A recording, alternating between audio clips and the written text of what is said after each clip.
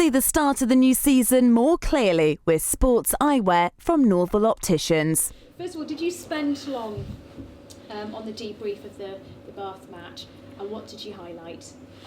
Of course we did. It's been a difficult 10 days for us all, losing 2 games at home. Nobody likes losing games. We particularly don't like losing games at Kingsholm, and both games we could have won. Certainly the feeling after Bath was there were large elements of the performance that were much better than it was the week before, and that's really what we've built on, and we've got to make sure that getting ready for the challenge of Exeter, those things are good again this week, and we cut out what was really, I think, 21 simple unforced errors, and ultimately that's what cost us the game. What elements of the game can you trust at the moment, and is it a question of not going far beyond those areas? Well, that's the case in every game. You want to do the things you do well. Those are the things that are going to allow you to win a game.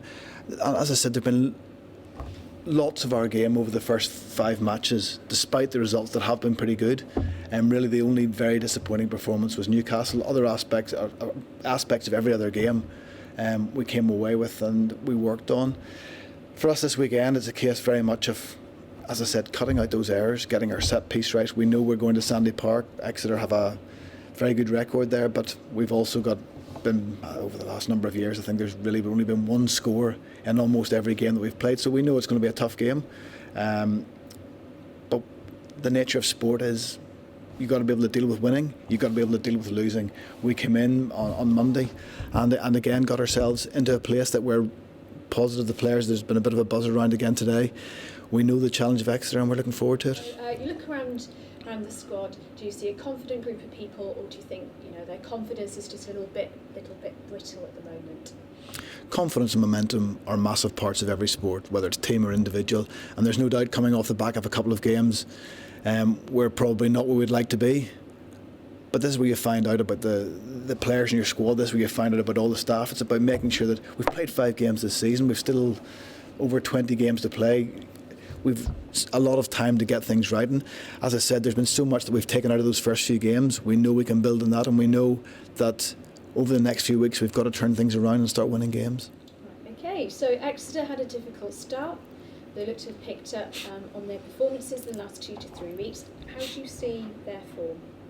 Exeter are a really good team. They showed it last year with where they finished in the league table. As I said, we always have really, really close encounters against Exeter. The players that they've recruited, that they've strengthened their squad, they've had a team that has been stable for the last number of seasons. They have a very clear way of playing. But as I said, we're looking forward to it. We know we can go down there and perform.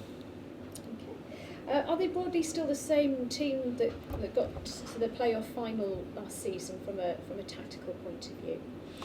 Every year, every team brings something new to how they play, and Exeter have brought in 4 or 5 players who've added a little bit to their game, so we know it's going to be a huge test.